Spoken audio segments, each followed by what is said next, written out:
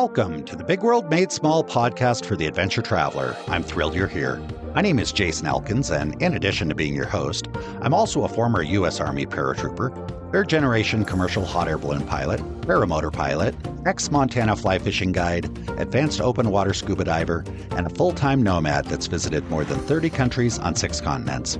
As a seasoned adventure travel expert with a passion for creating and sharing meaningful experiences, I'm on a quest to impact the lives of adventure travelers, tour operators they rely on, and the communities that host them. Every week, I bring you exclusive interviews with fascinating adventure tourism experts who have agreed to share their personal stories, favorite destinations, and some invaluable travel insights they've picked up along the way. We'll enjoy a casual conversation, create some connections, and likely share some laughs. It's my hope that by the end of each episode, this big world will feel just a bit smaller. Let's get started, shall we? Welcome back, everybody, to another episode of the Big World Made Small podcast for the adventure traveler. So happy to have each and every one of you back today, and also super excited to have our guest today. We've got Genevieve White. She's the travel and tourism copywriter and coach with Campion Comms and Coaching. And not just with Campion, that is your company. Is that right, Genevieve? I am Campion Comms and Coaching. You are, yeah. Exactly. Which means you have a lot of titles, because I know what that's like when you are the company. You do a little bit of everything. Super Absolutely.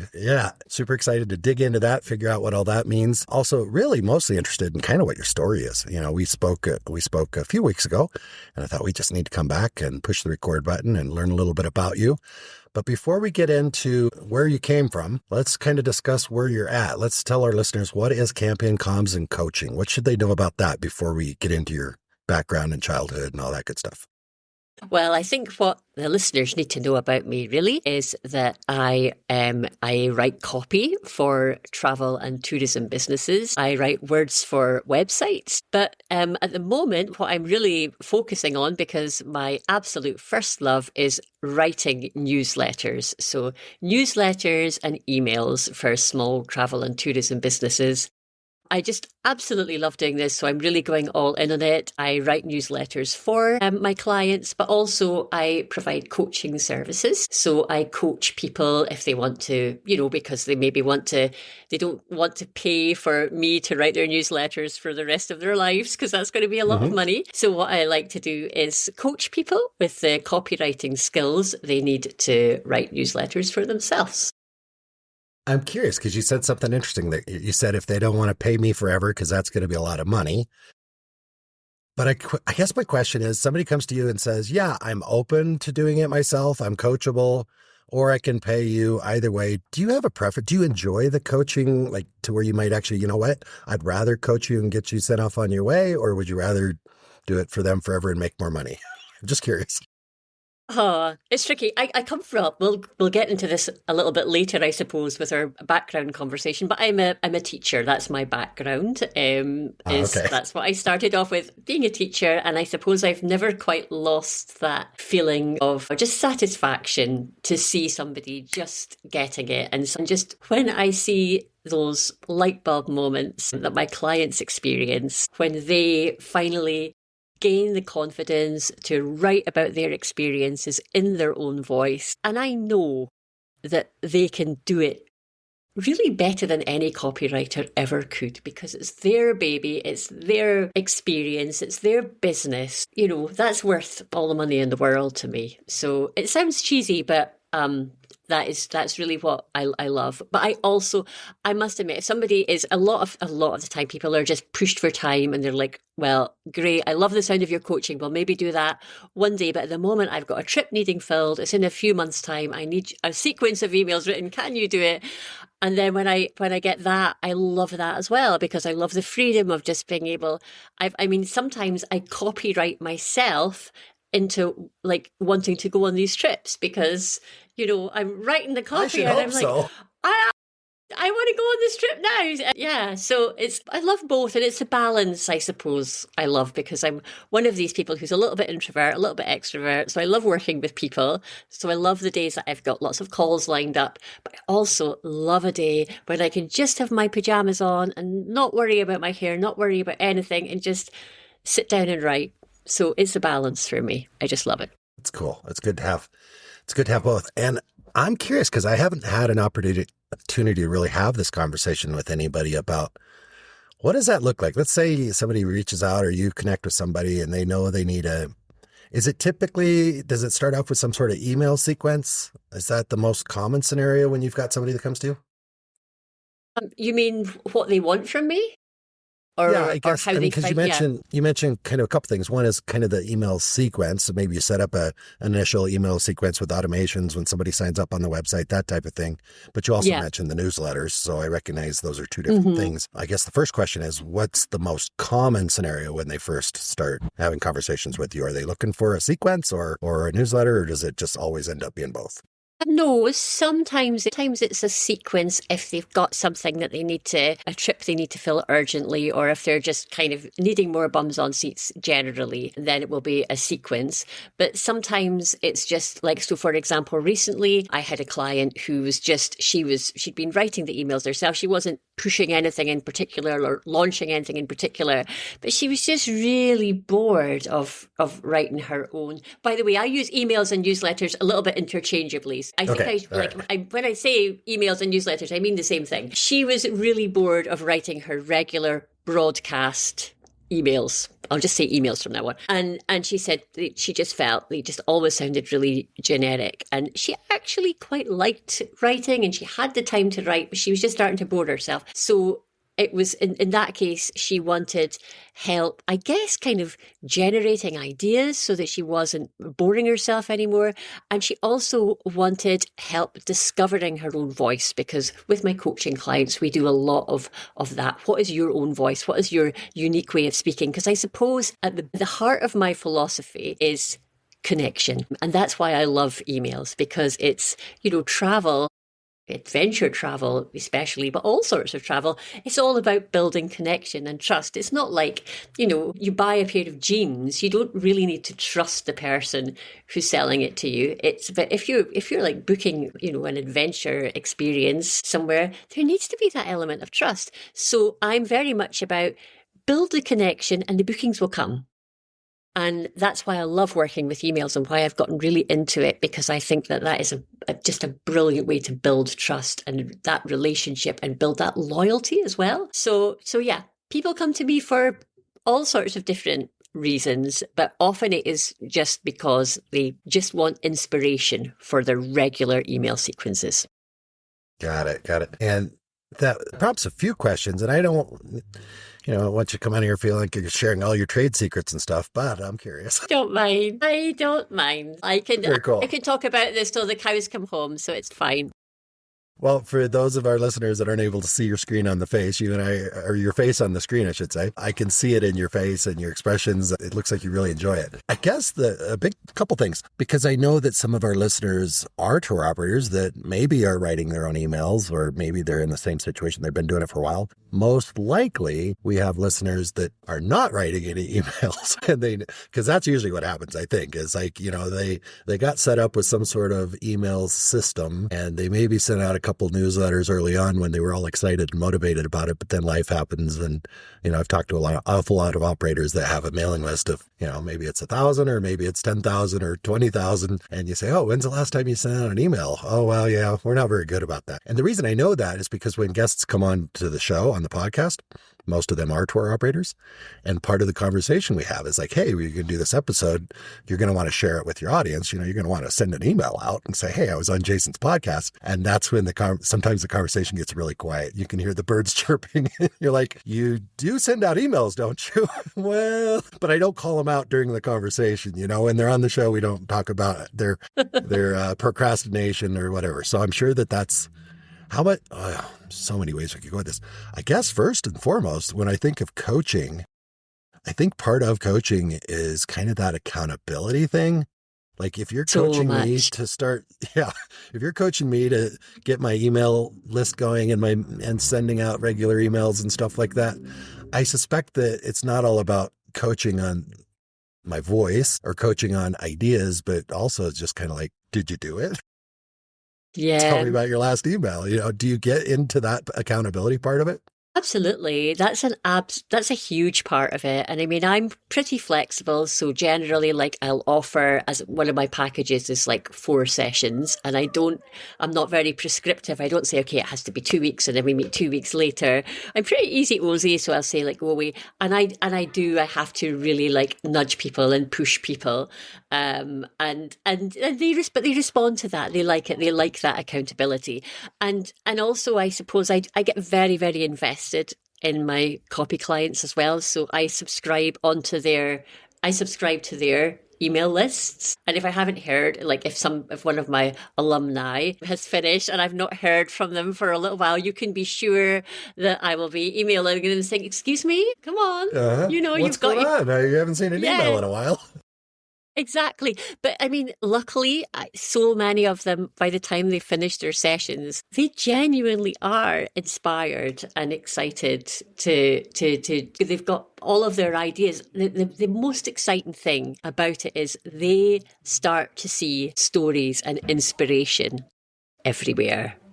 And they come to me and they're like, nah, I don't have anything to write about. I don't know what to write about. And so much of it is through our conversations, like learning to identify all of the stories they've got to tell, because really it is story-driven emails that I'm so fond of and I think work so well. And yeah, they can see stories everywhere when they leave. And they're just dying to tell them because they've got amazing stories, because people in travel and tourism have fantastic stories to tell.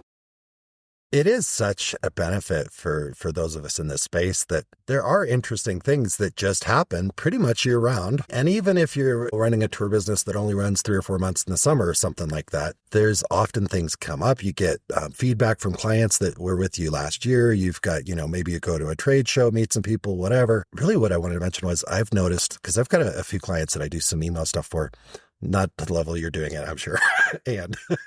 But what I noticed with them is initially they're kind of like, well, I know I should be doing this, but I'm not really sure what to talk about. And the first few emails are kind of a little bit of a challenge. But like you said, once they kind of get in the routine, then all of a sudden, like they're emailing me just stuff like, hey, here's another thing for the newsletter. And it's like, oh, all of a sudden you're coming up with all this stuff. And I think it's because they start to, like you said, maybe it's the reticular activating system where they start to see the stories, Yes. Yeah. So that's absolutely. It's definitely that. It's habit building as well.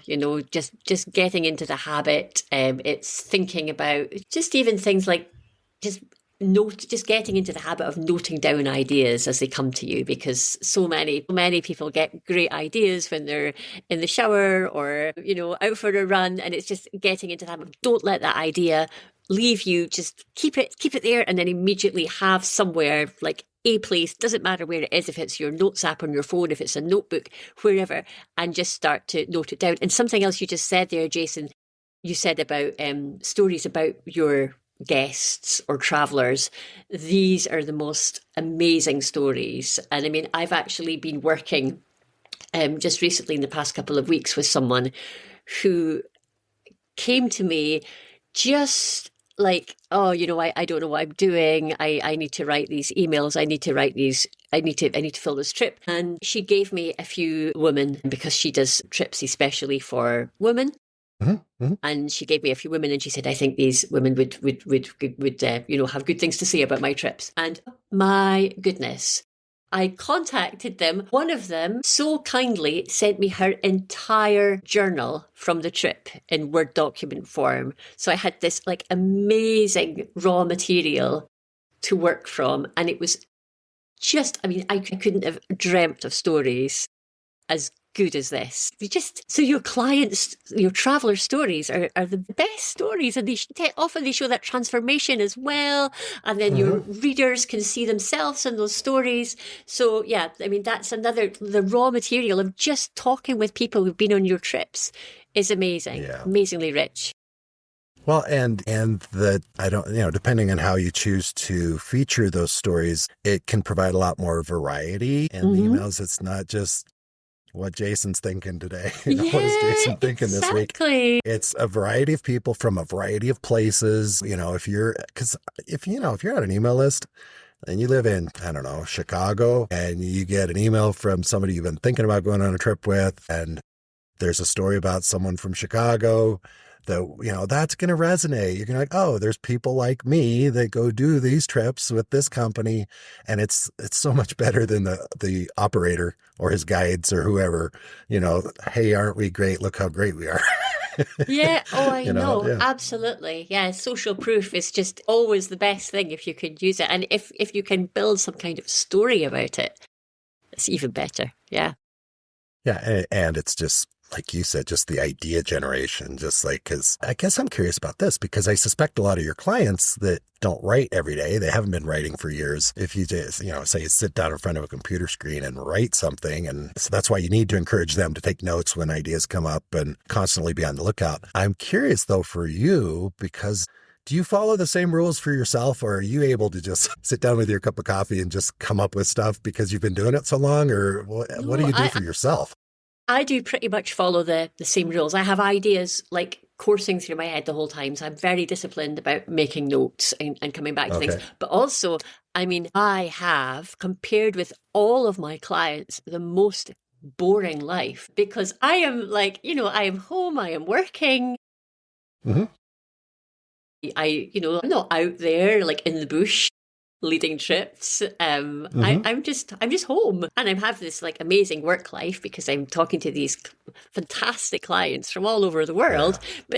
But actual day to day, it's pretty dull. But I can still, even with this very dull life, there's always stories, and you can make the most mundane thing. You can make a visit to the dentist a story, and it can be a great story. It's how you tell. Maybe you could. Maybe I can't, but maybe you could. Do you know, Genevieve, why I do a podcast, an interview style of podcast is because I'm not that creative. And when I first thought about doing a podcast, I was like, well, I could either try and come up with things to talk about each episode, or I could just bring someone interesting that is interested in what they're doing. And it's just so much easier. So I admire people that can come up with these ideas. Yeah, but there is such a skill in getting people to talk about themselves, and you are so good at that. So don't put yourself down. We're not finished yet. Hold your words till the end. There may be some awkward moments in there, but thank you. You're so sweet to say that. But a big part of that's just because I enjoy it. I actually, when I started this, I really had no idea exactly why I was doing it.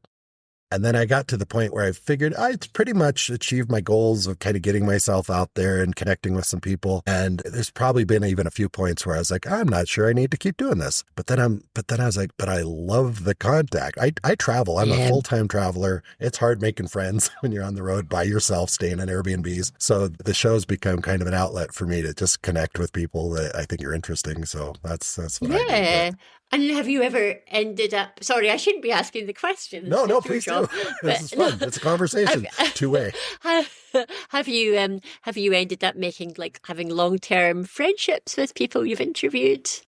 Yeah, it's been pretty cool, and also clients. Honestly, every client I've had in the last 2 years started as a guest on the podcast, and I'm proud of that. I think that's a super great thing, and that's part of the fun. We get to come in. Yeah, I get to hear about their story, learn about their thing, and then after I stop the record button, they're like, "So, Jason, how do you make money doing this podcast?" Well, I do websites, I do emails, and then that. So it feeds the business, so that's good. But mostly, just people that just, because I send out a weekly email with the new episodes, and every once in a while someone will respond and, that's been on the show before. And then they heard someone else that's been on the show and say, hey, can you introduce me? That type of thing. So it's been very, very rewarding. And I know you have some of those similar experiences with networking, and you've been on quite a few podcasts and had a lot of recorded conversations as well. Yeah, I have had a few, and I it's not on the scale you do it, but I do sometimes like LinkedIn Lives with people in tourism, and like yourself, I think it goes back to what I said earlier as well, and what you said is a really good example of it. It's if you have that connection with somebody, if you've built that connection, there's that trust. And you can do amazing things from that trust, and either just meeting with someone and having a conversation like we're doing now, or sometimes, through regular email correspondence, people can start to feel like they really know you. Like my clients, when we meet for the first time, they're usually subscribers to my own email list. Mm-hmm. And then when we meet, they say, Jenny, I feel like I know you so well. And of course, they don't really know me because we've never met, but they feel like they really know me because they've had all these stories from my life. And what a great point for that. I mean, if they feel that connection with you because you've been staying in touch with them by email, it's probably a pretty easy sell, isn't it? Yeah. Oh, yeah. Yeah, it is. Because I have these, like, every so often I'll periodically say, in my emails, I'll say, message me if I've got some opening for work. So, so book a call if you want to, if you want to talk. And it's never, when I started doing it, I was like, it's like a sales call. Actually, it's not. It's just like, it's like friends. And then I never have to, I don't even have to persuade them. And I think that's how it goes. And that's how it just transfers through to everybody. If you are writing these kind of emails that build trust, you don't really have to sell because it's that relationship and it's just natural. And it's not, you don't have to be pushy and salesy. As I know, a lot of people don't like that anyway. It doesn't come naturally to a lot of people. Yeah. And it's a turn off for people. Especially people that work in the tourism business. Most of us we got in it because we just really like to hang out with people and share experiences and that type of thing. I think very few people go into this business thinking, I want to be a salesperson. I want to go into tourism and be a salesperson. Those guys go sell insurance, real estate, stuff like that. There's plenty of other things for somebody who really aspires to be a salesperson. And what's really cool though with your emails is like the people we work with are really smart. So if they're getting your emails and they click on a link that says book a call, they completely understand, oh, wow, look what she did. She got me on a call, didn't she? I wish we could do that with our clients. So I can imagine that when they show up, they're ready to go. Yeah, pretty much. It's lovely. Yeah. That's very cool. All right. We're going to change direct. I suspect we'll come back and discuss some more of this stuff because I really do think it's fascinating. But you said, well, I'm kind of boring. I work at home but you deal with all these people that are going doing this stuff. But I think that there's a story. I know there's a story. So let's figure it out. Let's go before you were a teacher though, because I suspect things were happening before that. So how far back do we, Okay. We have to go back 30 years, but don't worry. I'll summarize it. You were very young then. Okay. So, all right. So about 5 then? Okay. So what was going on when you were 5? What a charmer, honestly. So if we go back 30 years, I was actually, Jason, you'll fall off your seat, but I was 20. Oh, okay. So and that's where I started my life teaching, but I was obsessed with travel.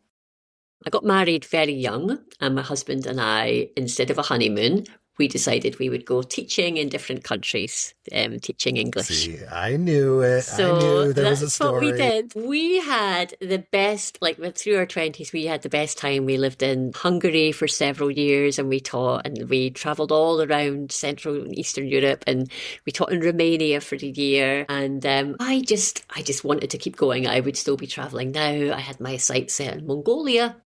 And that was the next place we were going to go. By now we were almost 30. My husband really wanted to come back to Scotland because he was, wanting to put down roots. And I said, okay, we can go back to Scotland, but can we just go somewhere really wild, somewhere we've never been before in Scotland? So we did. We came to the Shetland Islands, which is as far away, as north as you can go. It's an archipelago in the middle of the North Sea, almost as close to Norway as it is to Scotland. And we had a completely new start. And then we had children, we had a family, and basically, so I did a bit of teaching when the children were young, but not too much. And then I ended up doing freelance writing for years. But it was writing that kind of came from the teaching, so it was educational writing. So I did that. The odd bit of. I want to stop you real quick because I want to. Was this it sounded like what I heard was this was a compromise. Okay, we can go back to Scotland, but we're going to go to it was very much a compromise. Was he on the kind of more the end of let's go live it? Was it Glasgow or I don't know? I'm trying to think of places in Scotland, but was he? Did it take a little bit of convincing for him to go to the Shetlands? Well, I think as it happened, it didn't really, because we were pretty kind of, I kind of skimmed over an important detail in the story. So we came always home do. and Let's pull it out. Let's get it. So we'd made this decision, and I'd said my bit about wanting to go somewhere remote, and then we came back and we had no money because we hadn't saved anything all through our 20s because we were just having fun and traveling. And then we realised that we were expecting our first baby, but didn't even have a home. And then a job came up in Shetland, and I was like, that's it. That's the place I want to go. But we had no choice because we were desperate. So we moved here. And so you weren't trying to stay away from his family or your family or anything like that. No, not at all. But I do. They might be listening, so we don't. I doubt it. I think we were both very close with our families, but I think we just got that kind of, being so far away for so long, we just had that kind of distance, We just we're used to kind of doing things for ourselves and being very independent. Yeah, I can relate. Yeah. Once the babies came along, being honest, I did really miss, having grannies and grandparents nearby. But we've made our bed, and we decided to just keep lying in it. And so you're still there in the Shetlands? Yes, we're still there. Awesome, very cool. Wow. So that's 20 years now. So anyway, the link is with the story now. So we'd lived there, and the children, we'd thought about moving away again and going to different places, but the children were really happy. This is a lovely place to bring up kids. And I'd been writing, and that was all great. And then, the children were just about grown up, and I was thinking, I was by now in my mid-40s, and I was thinking, maybe this could be the new chapter. And then two things happened. COVID happened, obviously. And at the same time, I realised I was surprisingly expecting another baby. Oh, I think that happened to a few people during COVID. Yeah, well, what else was there to do? In the Shetlands. I say that jokingly, but honestly, I actually kind of, if you don't mind guessing, most of the people listening to this have not been to the Shetlands. Probably a lot of them have not been to Scotland. I have not. What should we know about the Shetlands? Because all I really know is there's cute little horses, ponies called Shetland ponies. And that's about all I really know. So what should our listeners know about the Shetlands? Here's your Chamber of Commerce speech. It's a fantastic place to live. What can I say? The community is fantastic. It's a wonderful community spirit. So there's probably in total. How big of a community is it? Spread over the islands, there's probably about 20-odd thousand. Oh, okay. And because it's so far away from everywhere else, like if you go to some of the other islands in Scotland that are nearer the mainland, there aren't very many facilities. But because we're so far away, we've got to have everything. So we've got a good few leisure centres. We've got a really good cinema. We've got supermarkets.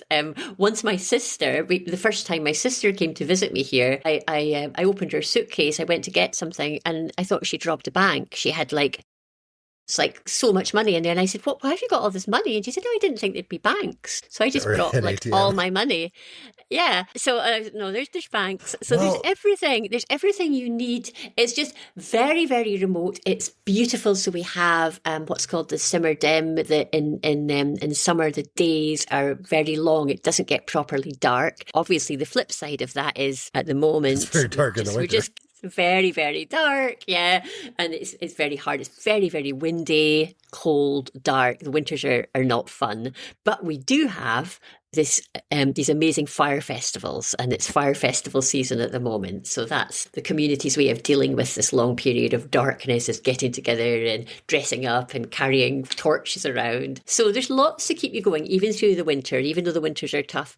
And I think and the wildlife is fantastic. You can spot orcas, seals, otters. The water, if you are brave enough to go in, some people are, is crystalline. The sea is beautiful. I live in the main town, but 5 minutes walk and you feel like you're on the end of the earth. I mean, it's a lovely place. How often do you get people asking, do they have cars there? Does that question ever come up?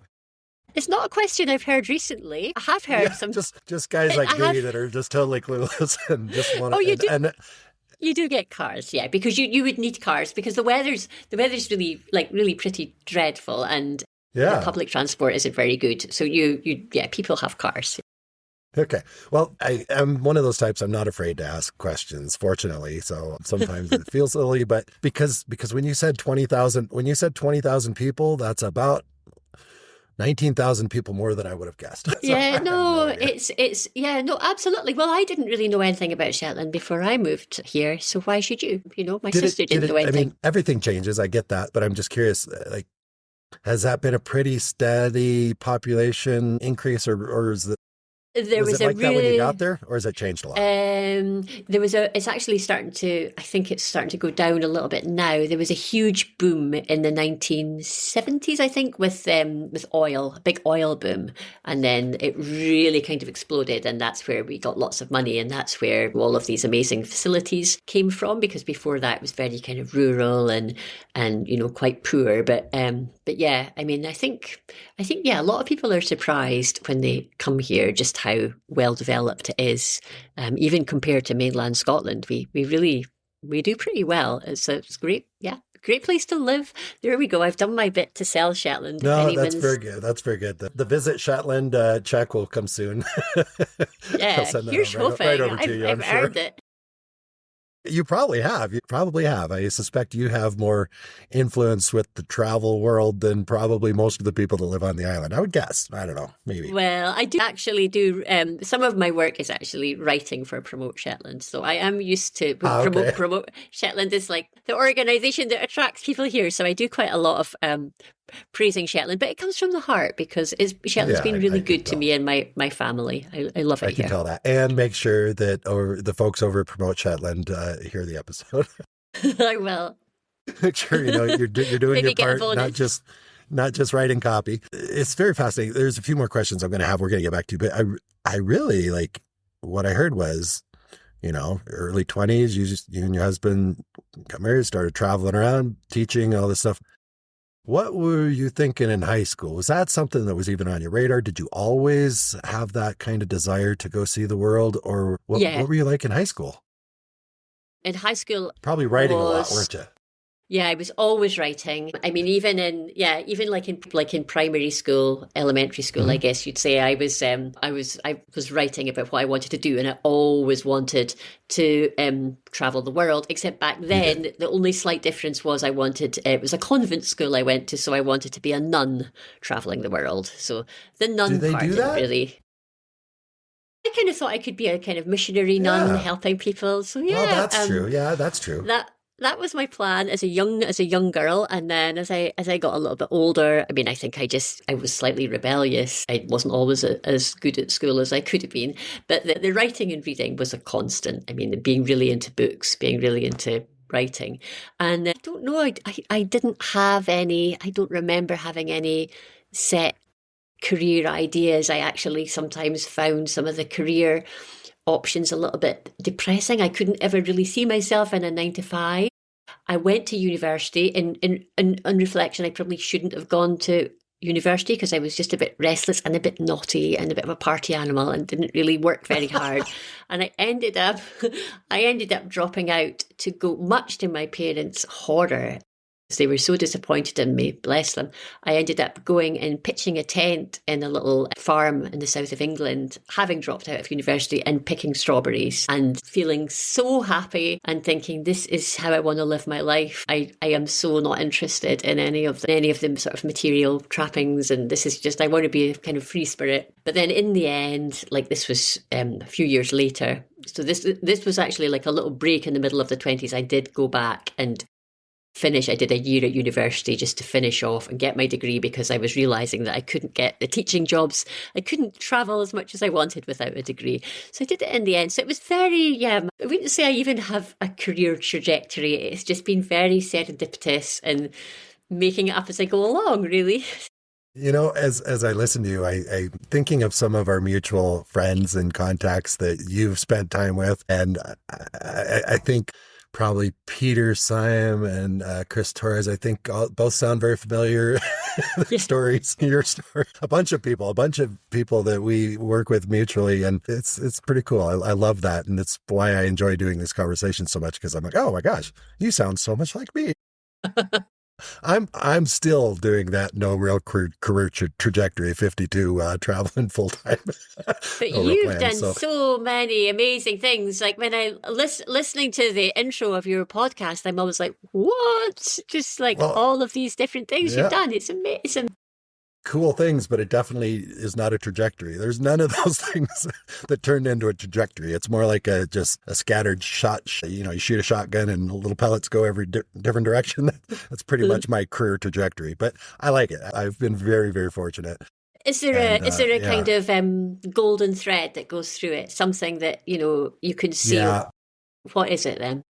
Yeah, it's I figured out a few years ago that my highest value over anything, and the thing that tends to impact my choices, is shared experiences, which is probably pretty common for people in, that work in the space. It's about shared experiences. I think experiences, and especially when they're shared with other people, either loved ones, or honestly, I enjoy sharing experience with guides, strangers, people on the bus. Anytime something interesting happens and there's someone around me to share it with, I thrive in that. So that's kind of been the common thread with, I had a hot air balloon ride business. I was a fly fishing guide. All those things were kind of that, I would say. Was there anybody in your life when you were younger that was traveling that inspired you, or a crazy aunt or uncle that was traveling the world and that planted that seed, or where do you think that came from? No, my family were very much not travelers. I think probably it came from books, from reading, and that was where I got all of my ideas from. My family, my dad in particular, he was great from birth onwards at reading me stories, and I think it all came from the childhood love of books. It just grew, and that was how I explored the world. Yeah, my family weren't travelers at all. They were all very much stayed put where they were. Okay. Did you have some siblings? Yeah, 2 little sisters. Well, they're not little anymore, obviously. They'll always be little to you. They will. My brother will always be my little brother. I get it. I'm curious, did either one of them have that wanderlust as well, or do anything with that? Or? Yeah, one of them very much did and does. So the middle sister. She has been everywhere. She has been all over the shop, and she is now settled in Edinburgh, but her partner is Spanish, so they often back and forth to Seville, where he's from. But yeah, she has been, and she is, you don't know me that well yet, but I am flaky. But my sister is the flakiest person you could ever meet. And everywhere she goes, she has these hilarious travel disasters. And I don't know how her friends put up with her, because she always travels with the same group of really good friends that she's had since they were at school together. And they have spent so many holidays traveling through countries to the embassy because she's lost her passport. Because every time she travels anywhere, she loses her passport. But yeah, she's a big traveler, my sister. That's very cool. Do you think, I'm just curious, was she inspired by reading as well, or was she inspired by you? I was just kind of interested in how people end up doing that when other people around them don't. I don't know. I think we're quite different. Although we get on very, very well, we're quite different. And she's just somebody who just goes where the wind blows her. And I think often it's just her friends will suggest it, and she'll just say, yeah, okay. And her group of friends, actually none of them have ever settled down or have partners. So they're kind of, there's a certain freedom that comes with that. So they're all free. But it's our friends are just so Colette, should we go to Morocco? Yeah, let's go. Off they go. So yeah, I think they've done all sorts of.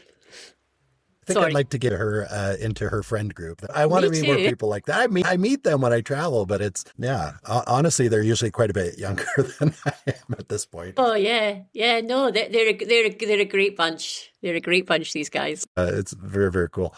Could you mention that you wanted to be a traveling nun? Definitely the writing thing was a big thing. And you said there were some other careers. Yeah, it just kind of sounded, I can't remember if you used the word depressing or sad, or I don't remember what word you used, but did travel writing ever pop into your head? Like go be a travel writer or a journalist or something like that? I think I did kind of think about travel writing. I mean, I think I remember when I was in Hungary and Romania, I did submit a few pieces that got published to different, newspapers like the Guardian Weekly. I had stuff in. No, I mean, I never really thought of doing that like as a career. And journalism, well, actually, yes, I did end up for a while when it wasn't big scale journalism, but I edited a local magazine, Shetland Life, for a couple of years, and that was wonderful, absolutely wonderful. 2 years of my life. That was 2016 to 2018. But yeah, I see the look on your face. You're smiling. You're reminiscing. What was wonderful about that? Well, it was just, I was given free rein with the magazine. The magazine was kind of dying when I was given it to take over. The readership were literally dying because it was quite an old person's magazine.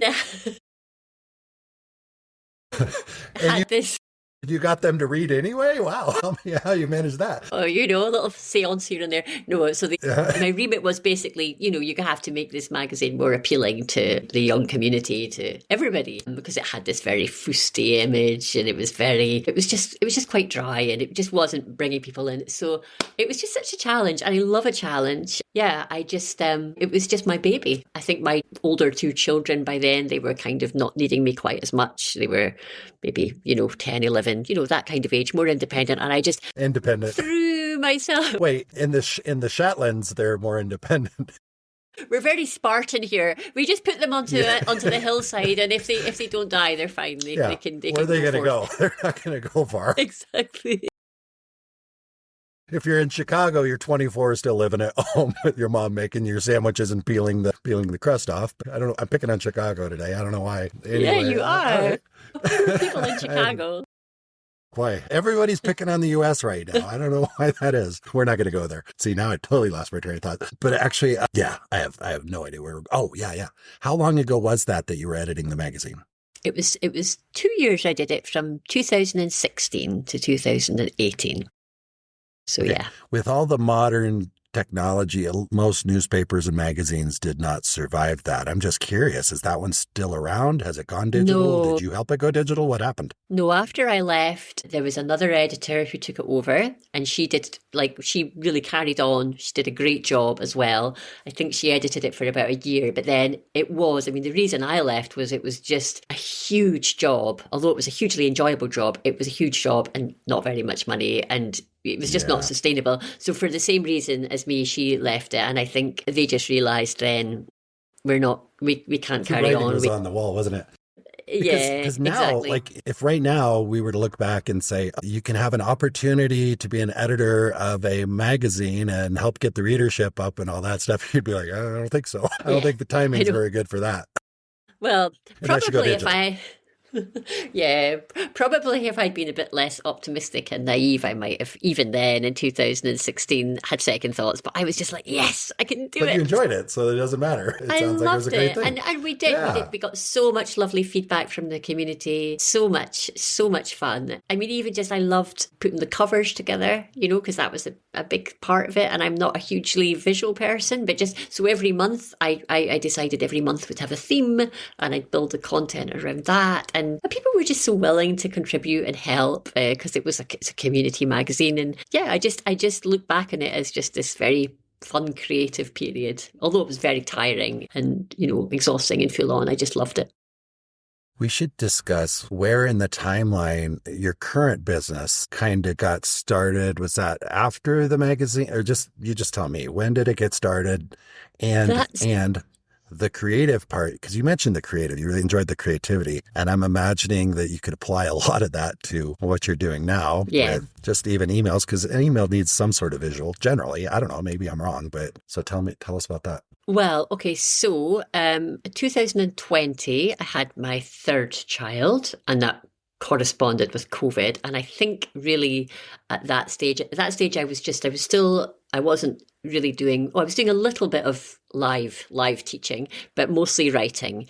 And I think I I just felt like I needed a new direction. I just wanted to do something completely different. I think it was partly to do with COVID. It was partly to do with having a new child and, everything. So I was just like, I want to do something different. I don't want to be doing this educational stuff for the rest of my life. So I heard about Ikigai. You'll have heard of Ikigai. It's a Japanese principle. I'm not going to pretend to be familiar. Oh, yeah, okay. So it's a Japanese principle, and it's you have to think about what you like doing, what you love doing, what you can do, what the world needs, and what's the other thing? What they will pay you for? I think what they will pay you for. Yes, that's it. Yeah, that's exactly it. I have heard of that. I've ignored that most of my life. I should probably look into it, but go ahead. Well, yeah, it's quite fun if you're kind of stuck, if you're at a crossroads. It doesn't sound like you are at a crossroads. It sounds like you're very happy, but I was definitely at crossroads. So first of all, I thought, okay, what do I love? And travel, even though I hadn't traveled for a long time, I loved the idea of traveling. I loved reading about traveling, and I love writing. I love interacting with people, sharing stories, storytelling. So that was easy. Can I do was super easy because I am rubbish at most things. I have very, very, very small skill set. I can't cook. I can't drive very well. I can't do anything that involves dexterity, balance. I'm not scientific. I'm not good with numbers. I can write, and I'm good at encouraging people. Just communicate in many ways, right? Yeah. So that was easy. And then what does the world need? Well, I could see just from, looking at travel websites that a lot of them were uninspiring. Just the very fact that whenever we go on a family holiday, I say to my husband, I'll pay, but can you do all the booking? Because I just can't stand. It's just the websites. So many travel websites are just like copies bad. The words hurt me. They're just so. I just don't like it. So then I realized then, I think I could really help people to do better. People in the travel and tourism industry, I really feel that there's a need there. I could help them to communicate better and just, connect more with potential guests. But I didn't really know very much about it. I didn't have any contacts in the travel industry at all. I live like in the middle of nowhere. So it's hard to go run around, visit a bunch of them, isn't it? Yeah, exactly. So I was, the odds were stacked against me, but I am very optimistic, and I just decided I applied for local business grants and got it. So that enabled me to get a website, and this is going to sound very vain, get brand photos, because I thought I want to have some nice photographs. So people will see these photos and think, oh, she looks nice. So I bet people thought I was crazy. That's vain. I think that's pretty smart as somebody that works in communications. Sounds like a good idea. Well, maybe some people are listening to this that probably ought to take the same coaching. All right. So you got some great photos.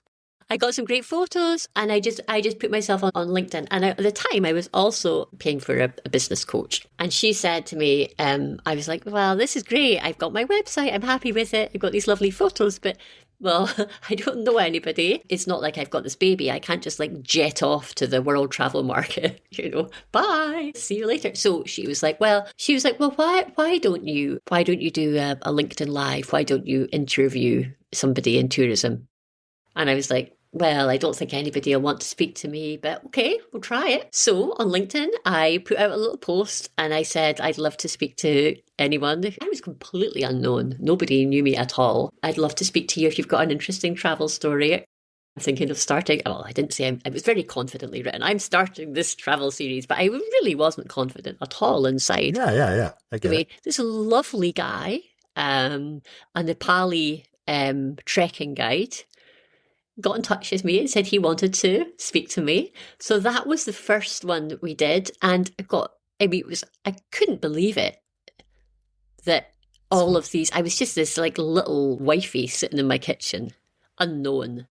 And there was all these people listening to our conversation and writing nice comments. And it gave me a huge boost. And I was so clueless that first broadcast that we were doing it on StreamYard, and the comments come down the side, when people comment and say who they are and where they're watching from. And I didn't even realise that was a feature. So I had my son on my phone and he was handwriting the comments and passing them to me.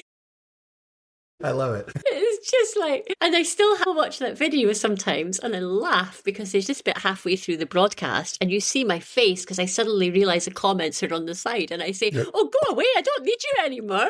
Like, this is amazing. And then I start reading all these comments and you can just see my face light up because there's like all these people watching it. So that was just so lovely. And then from there, I just went on. It's been going for 2 years now. And actually, just like you were saying before, I've met so many people. And that is really, I mean, without hardly ever going to any conferences, I've been to a couple. I've just made some amazing friends, really, I would say. Yeah, yeah. You know, I've got Martin, who you've spoken to before, Martin Rosenberg. I think he's actually planning to come to Shetland to visit next summer. Cool. And I met one of my guests in London in spring last year.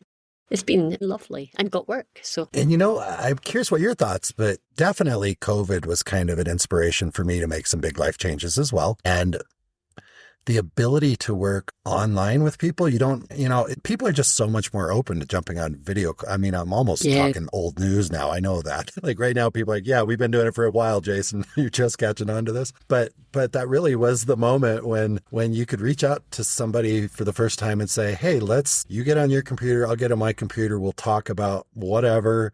We'll share it with whoever wants to listen to it, which is basically my podcast. My podcast and what you're doing with your LinkedIn Lives. It sounds so similar. I think we both got the similar idea about the same time, and it's so beautiful that we're able to do that. And if it was 2018, I just don't know if it could have done it the same way. I don't think so. No, I think you're absolutely right. It's just easy now. People are less. I think there was maybe like maybe people were more self-conscious about being online for things like that. And then there was the tech. You know, most people wouldn't think twice about going on a Zoom call, but people would be anxious about handling the tech. Nobody's really got those anxieties anymore. Yeah, it's just easy. And it just democratizes everything as well, because you can be a parent at home, you know, with kid buzzing around in the background, and people really don't mind anymore. It's good. Yeah, it's pretty cool. And we've got the technology. I don't know if you're still doing it all pretty much yourself. I don't know if you've been able to hire your son full time as a tech person to help with the production stuff. But you know, I've been doing it all myself. I had no idea what I was doing when I started. Still sometimes don't. But it's just so cool that, you know, not just the, you know, finding people to have conversations with is really pretty easy with the technology. You know, you book I think you and I had a Google Meet call or something. Mm-hmm. Just to, you know, touch base the first time. And then, you know, I've got the editing software. I don't have to do a lot of editing. And then I can upload it to a server that pushes it out to all these players. And it's been so much fun because I really like the website design stuff. That's what I really like. So I've got my own website and I've got content to put on it. Every week I get a new piece of content to put on it. So it's just so much fun for me. Yeah. And hopefully for anybody that's still listening. I trust it is. So here's something interesting. Like when you do a live, can you see how many people are like watching? You can't you? I've never done one. You can see how many people sign up to it. And then afterwards, you can look at the analytics. You can't see at the time how many people are there while you're actually live. But you can see everyone's comments and you can get a sense of, well, not a sense of how many people are watching because some people don't comment, but you can get a sense of, oh, there's a good crowd here today. And then afterwards, you can look at the analytics and see how many people were watching you live. When the people log in to watch you live, is there any sort of indication like 30 people watching right now, 2 people watching? Do the viewers see how many other people are listening or watching? I don't think so. No, I don't think so. Which I think is quite good in a way. I certainly feel like, well, say you had a session and not many people came, it might be demoralizing if there was like 2 people. Yeah. No, you don't know, and I don't think anybody knows. And I think the analytics are just private to me. But I think that if you, I mean, you know, as it's grown, there's like there's been a few recently. It's like a flurry of comments, and you just can't even read all of the ones that come up. And then you feel really good. Like there's a good buzz. I want to give you kudos for that because, to be honest with you, I guess I pretty much knew that live was an option. I mean, you can do a live and still post it as a podcast. And honestly, like, I think you have big cojones, can I say that? to put yourself out there and do the live like that, because that's exactly what would be in the back of my head, especially the first handful. Probably by the time I got to 10 is when it would have been the hardest. Is like, oh my gosh, I'm putting myself out there live. If I say anything dumb, I can't edit it out. It's just there. Yeah. Oh, yeah. I mean, yeah, I've had some, like, even the last one I did, I wanted to speak about my guest, how she was revolutionizing. I said it right there, but on the day I was like, revolution. I just couldn't say it. And it was so embarrassing. And yeah, it's live. So I just ended up going, and then just moving on. And yeah. And you never know. But I guess you never get bogged down in editing, do you? It's like, well, it is what it is. And I just tend to, and you just leave it. So like, there was one session in October, and the day before something happened, I got this like condition. It's called Bell's palsy. So one side of my face familiar with it. Yep. And I was like, well, I didn't want to let my guest down because I knew she was excited and she was prepped. But in a way, again, it was live, so you just have to do it. And I didn't then have to look at it and like look at my face and edit it and have all that to deal with. I was just like, well, it's done. I don't ever need to watch that video of myself. So yeah, I kind of like that. I would have some of my own self-limiting beliefs, imposter syndrome, stuff like that would have come up early on that you managed to just push through. Because you had them too. I can resonate, but you actually went like, okay, I don't really know that many people. I'm going to go on and do live interviews of tour operators. And I'm like, holy cow, you must have had a really good business coach, or it's just your personality. I'm sure it's a combination of the two. I did have a very good business coach. Yeah, she was amazing. I would never have thought of doing that. And I also recognize a lot of the guests that come on my show, because, we'll do a little pre-conversation just to kind of, make sure we're able to communicate, that type of stuff. Make sure that, if they really want to do this and that they're not terribly terrified. And even if they are, we still do it and we get through it. But yeah, people quite often will be like, because sometimes I post some videos, or we might post a clip or something, and people are worried about how they look and their lighting and their room, and they get kind of worked up about that. And then they ask me, well, Jason, what questions are we going to go over? Can you send me a list of questions? And you know this as well as any guest that's ever been on the show, there is no list of questions. And for some people that makes them nervous. So I can just imagine, like, the people that are nervous to come on a recorded podcast, to try and get them to go on a live on LinkedIn, which is where all their colleagues are. Wow. Yeah.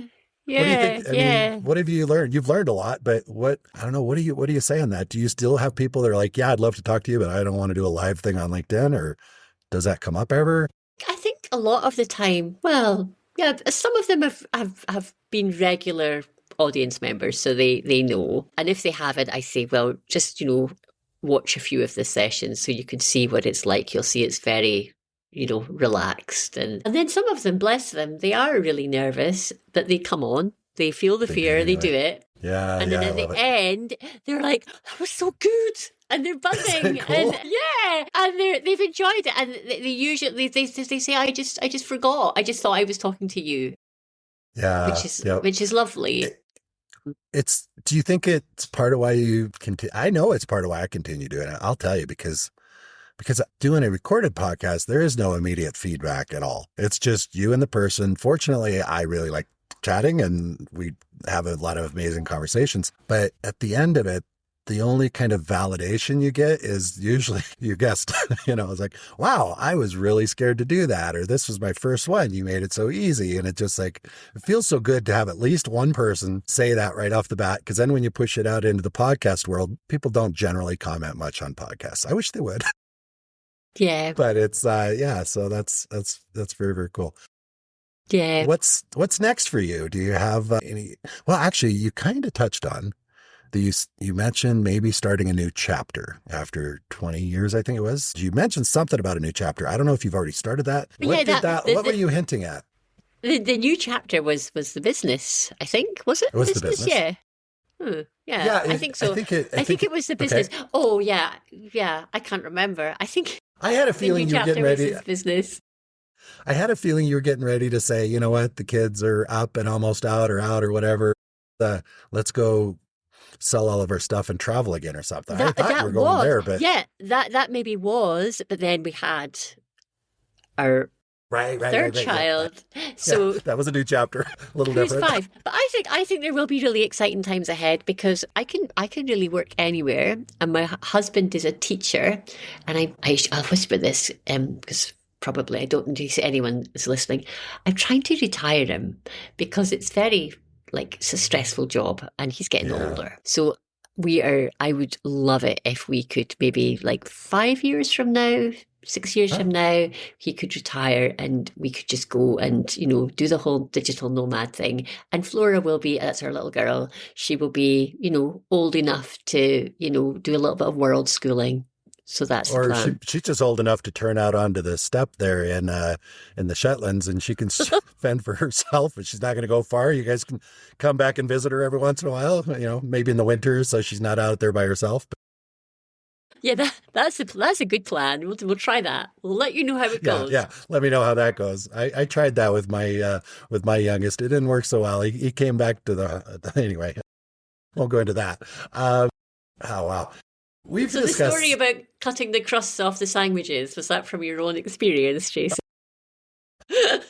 I'm way too irresponsible to have a child come back and live with me. My son, when I started traveling, I'm like, you're welcome to spend summers with me. We're not in school anytime, pretty much. Just come hang out, but we're going to stay in Airbnbs, sometimes hostels. We're going to eat street food, and we're going to take chicken buses. We're not, this is not going to be. And then I think he got to about 18, 19. He's like, I think I'd rather just stay home with my friends and work a little bit, get a job. Really? I was just thinking that sounds amazing. I thought it was an amazing, and honestly, it was amazing. We spent 3 summers together. First summer was Guatemala, Mexico, mostly Guatemala, Mexico, and Belize. Second summer was Southeast Asia, Malaysia, and Thailand, really. A little stop in Japan. Third summer was really just mostly Colombia. So it was great. I mean, we went to some cool places, and he's funny because sometimes on the trips, he's kind of like, oh, I miss my mom. I miss my dog. I miss my whatever, miss my friends. And it wasn't always fun for him. But what's cool now is that, now he's working, going to tech school, and he's like, well, Dad, maybe when I get my job, I can take some time off and you and I can go travel somewhere. And so he's forgotten how miserable it was traveling with his dad. So that's good. But I think as they grow, it's different stages of your relationship and it changes. Yeah. So yeah. And actually, I mean, doing that was a lot better for me, and for him, I believe. His mom might not agree. If she's listening, she's going, Jason, you're just justifying your own personal choices and whatever. But I can tell you that before I started traveling, the summers, when he wasn't in school, looked a lot like me. I was doing real estate for a while, which is so weird because it's so not my, it's. Yeah, it doesn't sound like you at minimalist, like shared experiences. And I did real estate for a while to try and make some people in my life happy. And anyway, so we spent a lot of weekends with me going to open houses, and maybe we'd have a couple hours to hang out. And it's just the summers, we just really weren't doing anything. So then when I started traveling, and he started traveling with me when he had the opportunity, some Christmas breaks and some summer breaks, actually, it was really, for us, my relationship with him now is so much better than if I had stayed in Phoenix and we'd hung out in Phoenix, and especially in the summer. Yeah. There's nothing to do in the summer in Phoenix. But anyway, enough about me. Yeah. I mean, these experiences are like a shared travel experience. It pushes you together, It's that shared experience thing. And it's probably why it was so intense for him, is because my highest value is shared experiences. His highest value is realistically is consistency. He's one of those, he likes his routine. Mm-hmm, mm-hmm. And we're going to get up early. We're going to get on a bus and we're going to go here and we're going to do this. And we're going to be in a different Airbnb every few nights. And who knows what we're going to eat or when we're going to eat it. So it was a little stressful for him. And I was getting frustrated because I'm like, oh my gosh, look, we're in Penang Island in Malaysia, the food capital of the world. And where he wanted to go eat? McDonald's. He's going to be, if he listens to this episode, he's like, Dad, did you really have to say that? And I'm like, we're on Penang. It's like one of the food capitals of the world, and you just want McDonald's because he likes that consistency, you know what you're going to get. Yeah, you're not going to be disappointed. So it was so that's what you get to look forward to, maybe. I don't know, depending on you probably parent a little differently than I do, or maybe not. I don't know. But yeah, I don't know. Let me ask you this, because we've discussed a bunch of different things all over the place, kind of like I mentioned before, that the shotgun spread of pellets, just a bunch of different directions, kind of like, it's a metaphor for life and the show definitely. But we've covered a lot of things, fascinating, fun conversation. But I want to ask you, what did I forget to ask you, or what do you wish I would have asked you, or what do you want our listeners to know about you, Shetlands, Campion Comms and coaching, anything? What would you like them to know before we wrap up? Oh gosh. Oh, that's just such a tricky question. I've just enjoyed this conversation so much. Okay. Oh, you're so sweet. Honestly, it's been the most fun conversation. It's Friday night here. It's 10 to 10, and I just feel like this is a great way to spend a Friday evening. Just fun. Wow. I have not had a woman say that to me in a very long time. Thank you.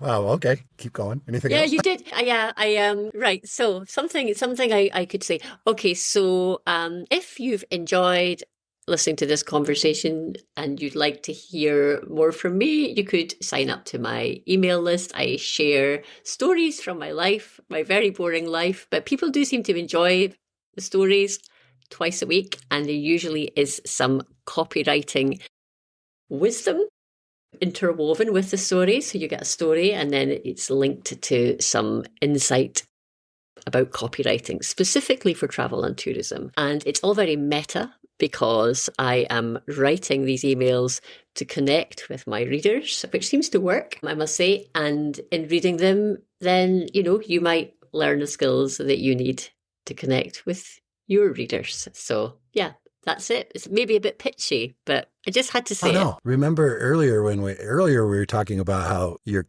readers get your emails and then they book a call and end up becoming clients. So they're going to get a lot out of the emails, but don't be surprised if they also end up being one of your clients, is what I got out of it.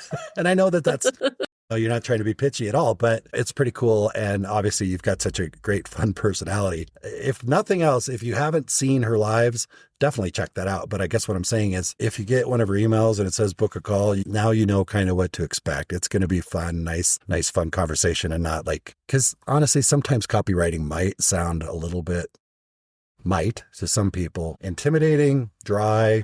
I think it does. I kind of want to change the name altogether. Sometimes people also get it confused with copyright as an intellectual property and think that that's what I work with. And I'm like, no, that's not what I do. So yeah, I feel we need to think of a new sexy name for copywriting. I heard one place I had worked in the past, I was running their travel business, but it was a kind of retail mail order merchandising company. So they took copywriting very seriously, but they would use the term sales activist, but I don't think that sounds good in our space. So we're going to need to come up with something different, don't we? Yeah, answers on a postcard from the listeners. What should we call copywriting? Yeah, exactly. And so we're going to have, because you mentioned signing up for LinkedIn, getting on your news list and all that stuff. We're going to have a link right to your website in the show notes. So anybody that's listening, scroll down, whether you're on my website or one of the podcast players, there's a link. Click through that and connect with Genevieve. And thank you so much. This was so much fun. Thank you for sharing your Friday evening with me. No, thank you. It's been really lovely to talk with you. Well, let's do it again real soon, okay? And maybe if I can get the Konas big enough, I'll come on your live show. That might be fun and scary at all the same time. I don't know if I have anything to contribute, but it would be fun. No, you are so invited. That would be amazing. All right. Sounds good. Thank you so much. I'll chat with you real soon. You have a great day. Yeah. Good night, I should say. Good evening. All right. Bye-bye. Bye-bye. I trust you enjoyed listening to the conversation as much as I enjoyed recording it. If you're enjoying the Big World Made Small podcast, please take a moment to tell the algorithm by subscribing and posting a review so that others can benefit as well. I also invite you to take a quick trip over to bigworldmadesmall.com and join our private adventure travel community to receive new episode notifications, special access to our guest experts, and perhaps even some exclusive partner offers that we haven't discussed on the podcast. I'll publish another episode soon. Until then, keep exploring. It's the best way to make a big world feel just a bit smaller.